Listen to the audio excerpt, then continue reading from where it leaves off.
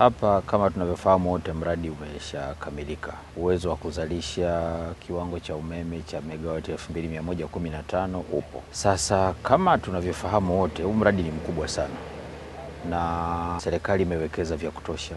Zaidi ya shilingi trilioni 6.5 zimetumika hapa, pesa za Watanzania. Tunamshukuru sana Mheshimiwa Rais Dr. Samia Suluhu Hassan kwa kutoa fedha hizo na kuwezesha mradi kukamilika. Kama unavyofahamu, Rais ameingia madarakani mradi ukiwa umetekelezwa kwa 33%. Kwa asilimia zote 67 amezisimamia yeye. Ni fahari kubwa sana kwetu sisi tuliopewa dhamana ya kusimamia. Sasa kazi Mheshimiwa Rais amemaliza. Kazi iko kwetu sisi kuendesha mradi, lakini kuhakikisha tunautunza na mradi huu unakuwepo leo, kesho na kesho kutwa. Na wapongeza sana wasaidizi wangu wanaoishi hapa kwa wajibu wao wa kizalendo na kujitoa kufanya kazi hii. Mradi huu unazalisha umeme kupitia maji. Kwa hiyo tuna wajibu wa kufuatilia vyanzo vyote vya maji yanayokuja hapa, tuhakikishe vyanzo vyote viko salama.